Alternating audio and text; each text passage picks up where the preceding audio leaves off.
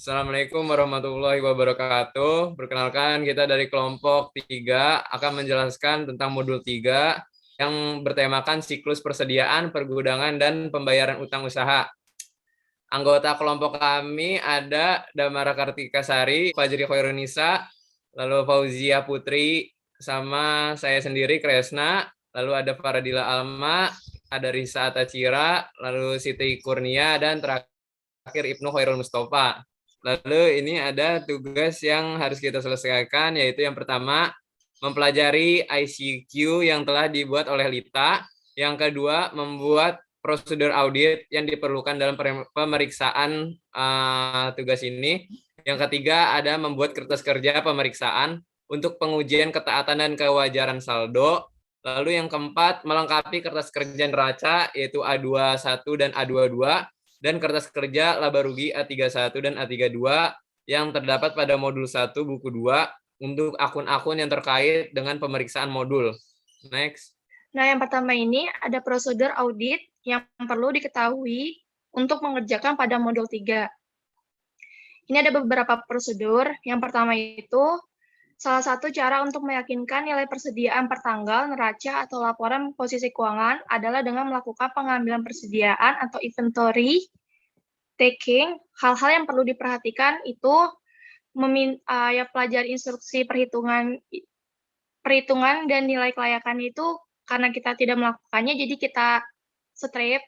Terus untuk kedua, meminta daftar posisi persediaan yang mencakup nama barang, lokasi, kuantitas, dan harga per tanggal pengambilan persediaan. Yang ketiga, sebelum kegiatan perhitungan dilakukan, periksa ketelitian pelaksanaan prosedur pisah batas atau cut-off. Untuk penerimaan dan pengiriman barang dengan mencatat nomor terakhir dari laporan penerimaan barang, surat jalan, dan faktur penjualan. Itu nanti kita checklist. Lalu selanjutnya, apabila selama pengambilan persediaan aktivitas berlangsung, terus pisahkan persediaan yang mungkin akan dikirim hari itu. Karena kita melakukannya, jadi kita checklist juga. Pastikan bahwa tidak ada pengiriman dan penerimaan setelah tanggal pisah batas berikut, sertakan dalam perhitungan persediaan perusahaan tersebut. Lalu yang bagian itu juga kita checklist karena kita melakukannya. Selanjutnya, lakukan observasi atas kegiatan perhitungan di seluruh gudang. Perhitungan dapat dilakukan secara sampling, terutama untuk barang yang pokok atau material dan mahal. Karena itu penting, jadi kita checklist. Waspada dengan menumpukan barang, kemungkinan adanya lubang dalam tumpukan dan persediaan yang terlihat sudah rusak, tidak laku, atau kurang baik. Di samping itu, waspada juga terhadap barang-barang yang tidak termasuk dalam kategori persediaan. Bagian itu juga kita checklist. Lalu bandingkan barang-barang yang dihitung, dilihat dengan saldo kartu gudang, dan daftar persediaan menurut akuntansi. Bagian itu juga bakal kita checklist. Selanjutnya, pastikan bahwa semua instruksi dalam pengambilan persediaan telah dilaksanakan dengan baik. Bagian itu kita checklist juga. Terus, apabila pengambilan persediaan dilakukan sebelum tanggal neraca atau laporan posisi keuangan, lakukan prosedur penarikan maju ke tanggal neraca laporan atau laporan posisi keuangan. Sedangkan apabila pengambilan persediaan dilakukan setelah tanggal neraca atau laporan posisi keuangan, maka lakukan prosedur penarikan mundur ke tanggal neraca laporan keuangan dan buat kartu kerjanya. Yang itu bagian itu kita nggak checklist, kita strip aja. Yang kedua, uji penilaian persediaan dengan membandingkan pada faktur atau data lain dari pelanggan. Untuk itu, pilih barang yang bernilai material dalam daftar persediaan. Itu bagian itu kita checklist juga. Yang keempat, perhatikan kemungkinan perubahan sistem dari metode tahun lalu, itu nggak perlu kita checklist. Yang keempat, periksa semua penjumlahan dan perkalian dari daftar persediaan. Yang bagian itu kita checklist. Yang terakhir, siapkan schedule utama. Terus kalau yang ini dibuat oleh Wijaya dan diperiksa oleh nama sendiri. Next. Lalu ada prosedur audit untuk PPN. Yang kita checklist itu nomor 9, dapatkan konfirmasi untuk persediaan di luar kompleks perusahaan. Pastikan juga apakah ada bagian dari persediaan yang dijaminkan, itu bagian itu kita checklist. Lalu untuk selebihnya kita strip, lalu lanjut ke pajak pertambahan nilai PPN dan masukan. Kita langsung ke poin ketiga. Pastikan bahwa pajak masukan tersebut telah dilaporkan, dikreditkan secara teratur dalam SPT masa dan dikompensasikan dengan pajak luaran. Apabila pajak luaran lebih besar dari pajak masukan, pastikan bahwa kekurangan pembayaran tersebut telah dilunasi sesuai batas waktunya. Bagian itu kita checklist. Dan selebihnya sama seperti yang tadi.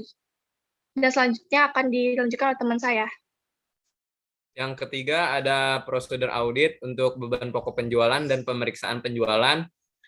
Yang akan dibahas pertama adalah beban untuk prosedur audit beban pokok penjualan. Yang kita lakukan untuk melakukan audit, prosedur yang dipakai hanya pada nomor 1, yaitu melakukan perbandingan setiap jenis dan struktur beban yang termasuk harga pokok penjualan atau cost of goods sold atau COGS dalam tahun yang diperiksa dengan tahun lalu. Analisis sebab naik atau turun yang mencolok, perhatikan klasifikasi beban yang dilakukan oleh perusahaan, dan minta penjelasan bila terdapat perubahan yang material.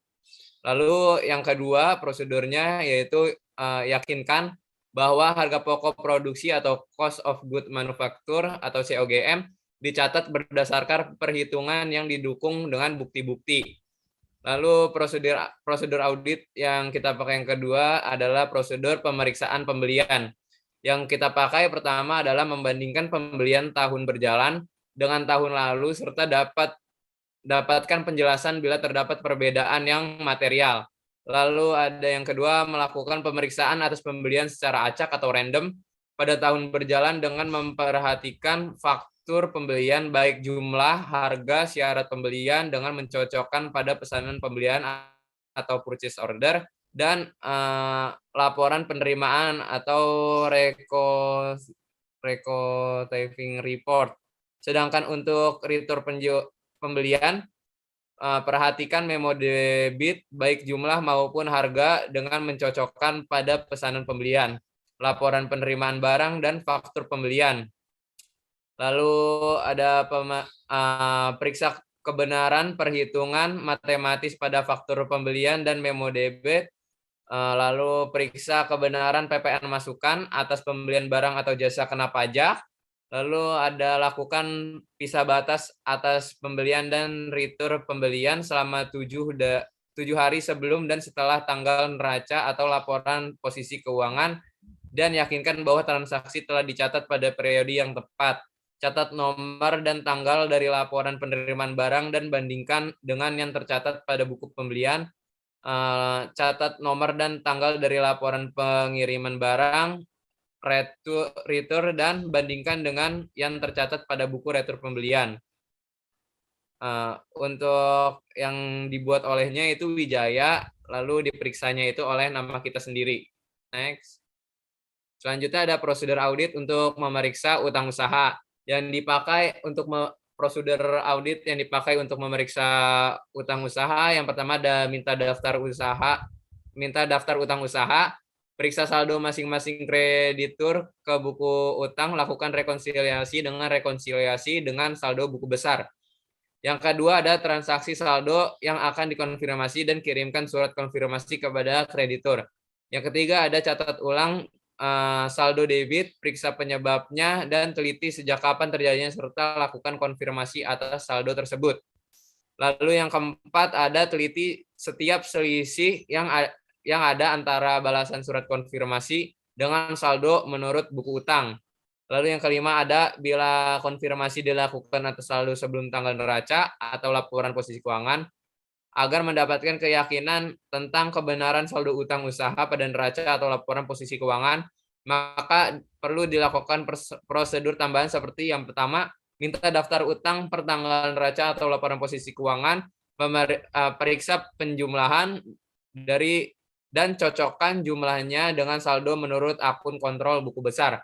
Yang kedua, periksa terhadap saldo yang besar dan tidak lazim atau yang bersaldo kredit. Yang ketiga, periksa akun kontrol pada buku besar atas transaksi yang terjadi antara tanggal yang saldonya dikonfirmasi dengan tanggal neraca atau laporan posisi keuangan dan periksa transaksi yang tidak lazim. Lalu ada prosedur selanjutnya, periksa persoalan lama yang belum terselesaikan dan selidiki mengapa sampai terjadi persoalan tersebut.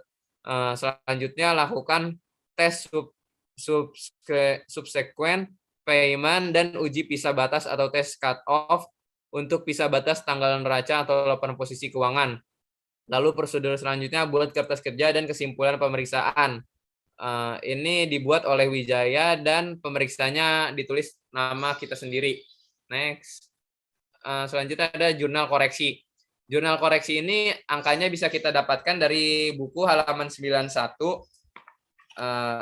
Ada di sini ada transaksi-transaksi yang bisa kita jurnal di sini. Yang pertama ada bahan baku polivinil selisih sebanyak 90 kg disebabkan karena bahan baku tersebut hilang, maka angka yang kita tulis di jurnal koreksi bisa kita dapatkan dari bahan yang hilang dikalikan dengan harga per unitnya, yaitu 90 dikali 15.000. Yang kedua ada bahan baku PS selisih sebanyak 500 kilo disebabkan karena adanya pembelian tanggal 29 Desember 2018 dari PT Delta belum diterima faktur pajaknya sehingga belum dibukukan sebesar 8.800.000 termasuk PPN.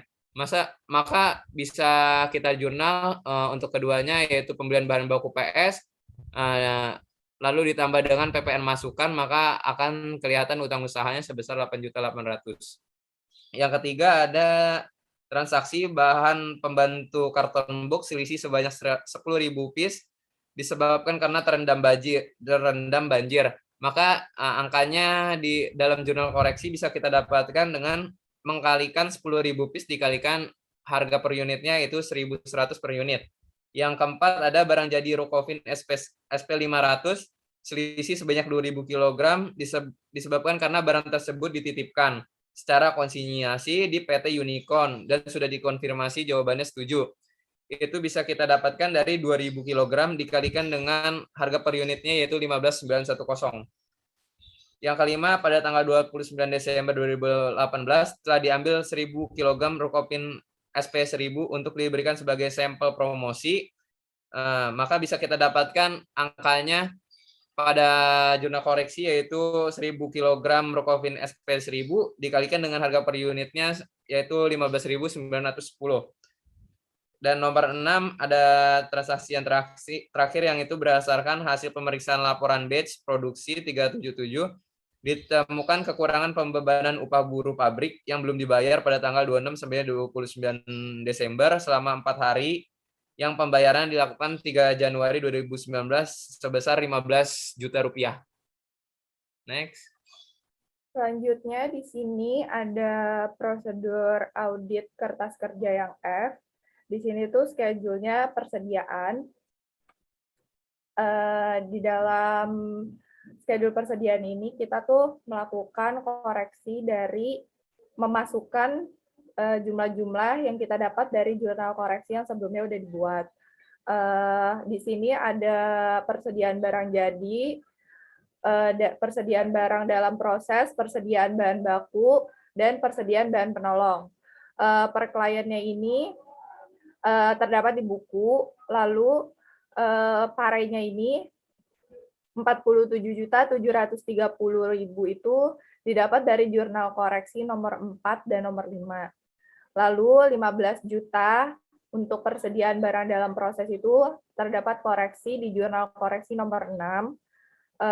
Lalu persediaan bahan baku sebesar 8 juta di debit dan 1.350.000 di kredit terdapat di jurnal koreksi nomor 2 dan 1. Selanjutnya untuk persediaan bahan baku terdapat koreksi juga di nomor 3 yaitu sebesar 11 juta. Lalu per auditnya kita tinggal jumlahin aja.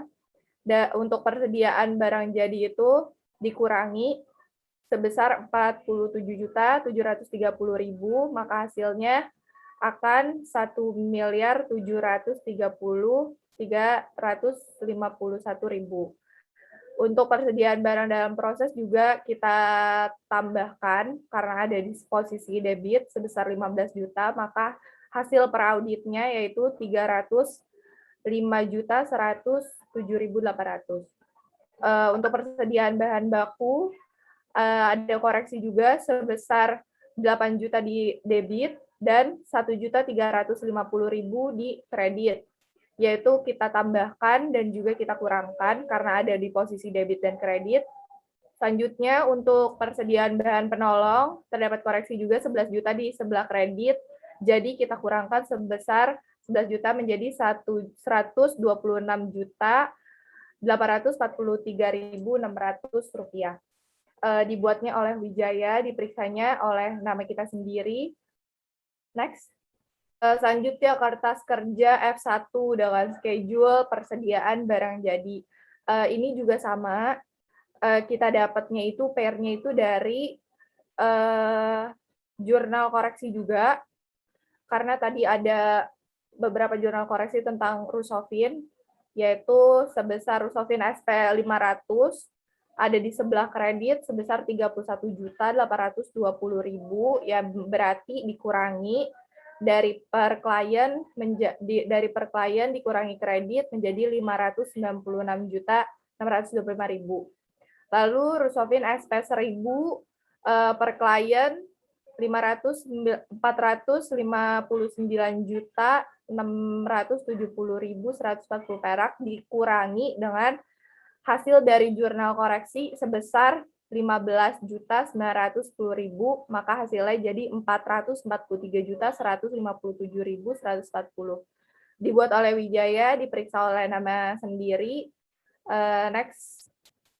Selanjutnya, kertas kerja F2, batch produksi nomor 377 yang per kliennya dari buku terdapat di debit 15 juta.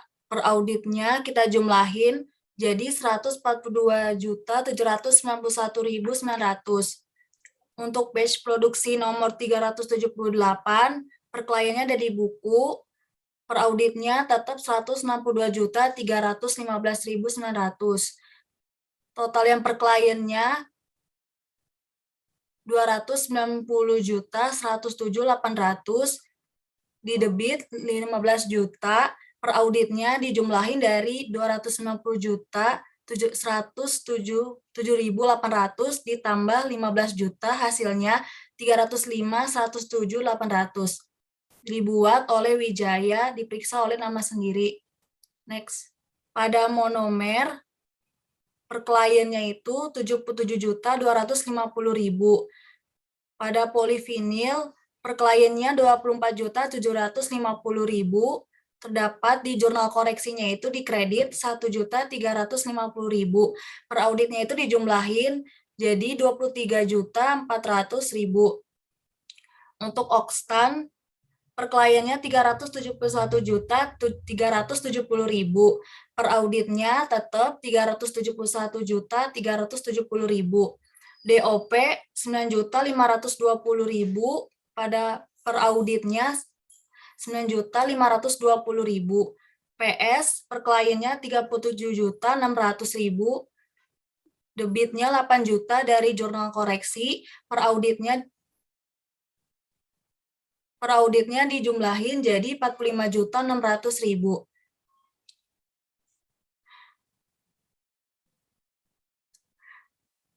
Pada per klien 520.506.300.000 itu dijumlahin, untuk debitnya 8 juta, kreditnya 1.350.000.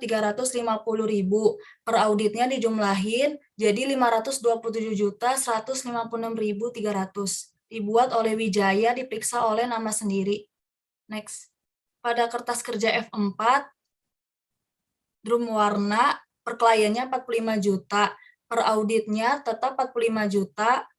Drum polos 24 juta. Tetap di per auditnya 24 juta. Karton box per kliennya 68.838.000. Terdapat di jurnal koreksinya 11 juta di kredit. Per auditnya 50.838.000. Pada lem per klien 5.600, terdapat di jurnal koreksinya tidak ada, per auditnya tetap 5.600. Jumlah dari per kliennya 137.843.600.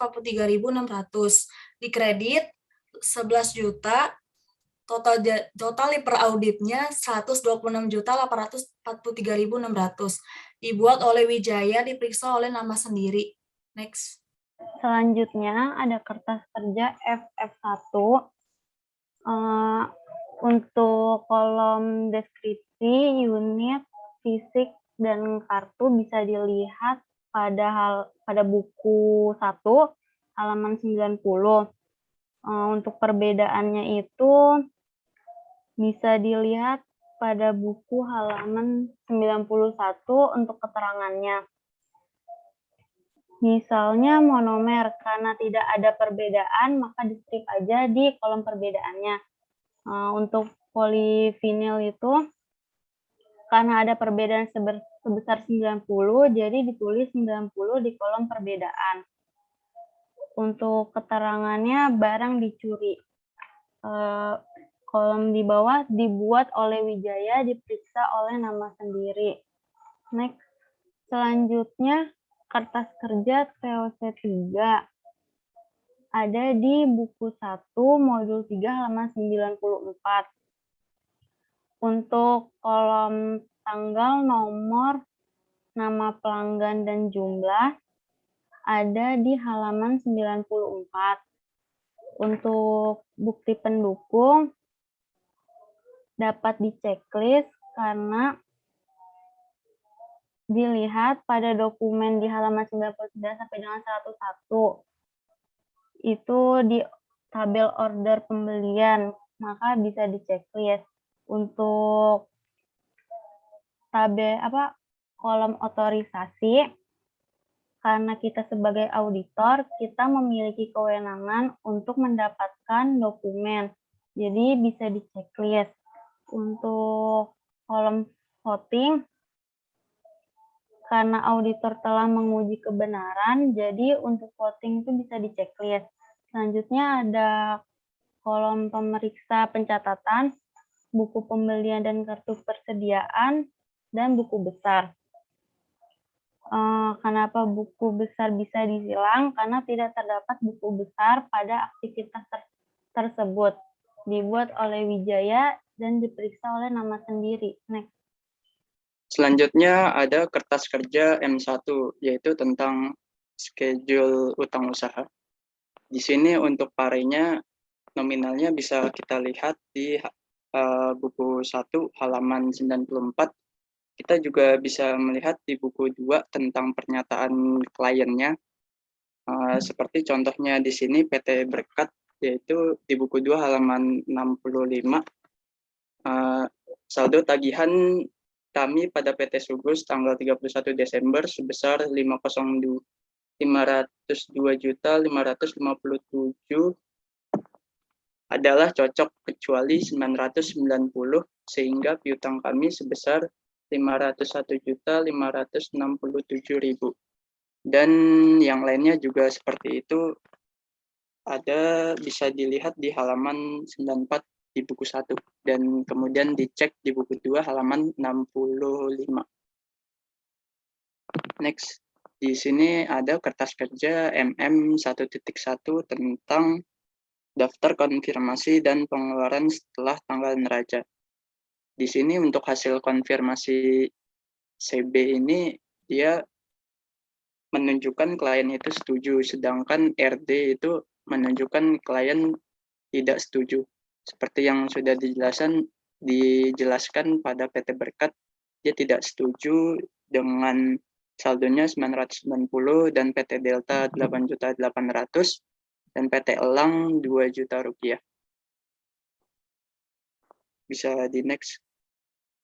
Di sini ada saldo menurut konfirmasi yang kami dapatkan sudah dijumlahkan hasilnya itu 1.288.926.100. Jumlah konfirmasinya ada 9 ya. Dengan persentase 100% dan persentase tahun lalu 119,5%. 727%. Sedangkan hasil konfirmasi yang tidak setuju itu jumlahnya ada 567.367.000 dengan persentase tahun berjalan 44,36% dan persentase tahun lalu sebesar 424,18%. Sehingga total piutang usaha sebesar 1.278.926.100 dikarenakan ada selisih sebesar 9.810.000. Next. Untuk kertas kerja PL2 dengan schedule beban pokok penjualan di persediaan bahan baku akhir itu ada jurnal koreksinya didapat dari jurnal koreksi pada nomor 2 yaitu 8 juta dan kreditnya itu didapat dari penjumlahan di jurnal koreksi soal nomor 1 dan 3. Dan ini hasilnya 653.999.900. Dan penjumlahan per kliennya itu 31.517.195.595.000. Dan per auditnya itu 31.521.548.595.000. Nah, di sini juga ini diturunin aja yang 8 jutanya yang di total biaya manufaktur. Lalu yang lain-lainnya seperti itu juga. Parenya itu didapat dari jurnal koreksi. Dibuat oleh Wijaya, diperiksa oleh nama sendiri. Lalu untuk kertas kerja PL2, ini untuk order pembelian, nama pelanggan, dan jumlah itu didapat dari buku 1 halaman 94.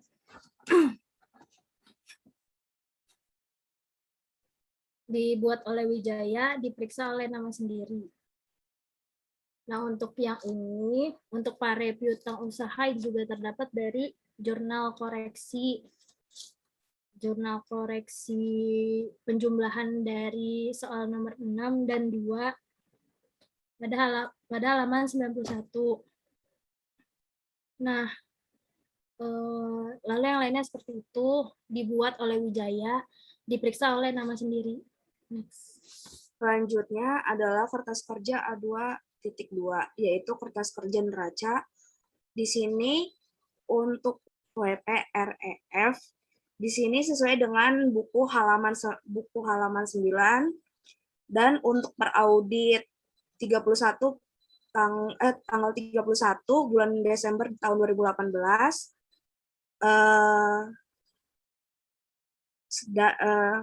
di sini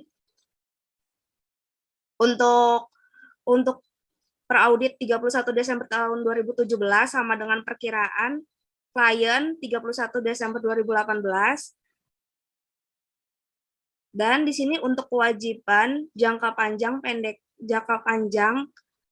untuk kewajiban dan ekuitas pinjaman, maksudnya kewajiban dan ekuitas kewajiban jangka pendeknya untuk bagian utang usaha, yaitu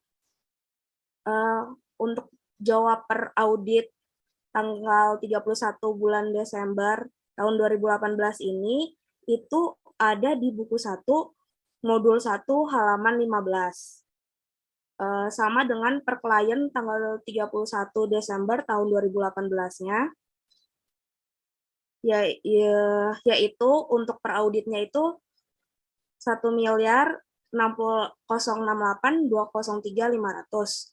Untuk per kliennya itu 1.269.116.100. Nah, untuk mendapatkan 990.000 ini itu didapatkan dari total debit pada kertas kerja utang usaha, dan untuk kredit ini didapatkan dari total kredit di kertas kerja utang usaha juga. Maka untuk mengetahui per audit tanggal 31 Desember tahun 2018 per klien tanggal 31 Desember 2018 ditambah pare kredit lalu dikurang pare debitnya, maka hasilnya menjadi 1.278.926.100 untuk per audit 31 Desember tahun 2018-nya. Belum. Lalu untuk di sini untuk kliennya adalah PT Sugus, dibuat oleh Wijaya, diperiksa oleh nama kalian sendiri, indeksnya A2.2, periode tanggal 31 bulan 12 tahun 2018. Next. Untuk selanjutnya, yaitu melengkapi A3.1, kertas kerja laba rugi dengan memasukkan varian debit dan kredit pada akun beban pokok penjualan. Untuk mengisi sebelumnya, bisa dilihat pada indeks PL.2. Pada pada keterangan harga pokok barang dijual. Untuk menghitung per audit pada tanggal 31 Desember 2018, ini dapat didapatkan dari per klien ditambah kredit dikurang debit. Untuk kliennya adalah PT Sugus, dibuat oleh Wijaya, diperiksa oleh nama kalian, indeksnya A3.1, periode 31 Desember 2018. Next-nya. Selanjutnya, kertas kerja laba rugi A3.2. Per auditnya tanggal 31 Desember tahun 2017, per kliennya 31 Desember 2018 untuk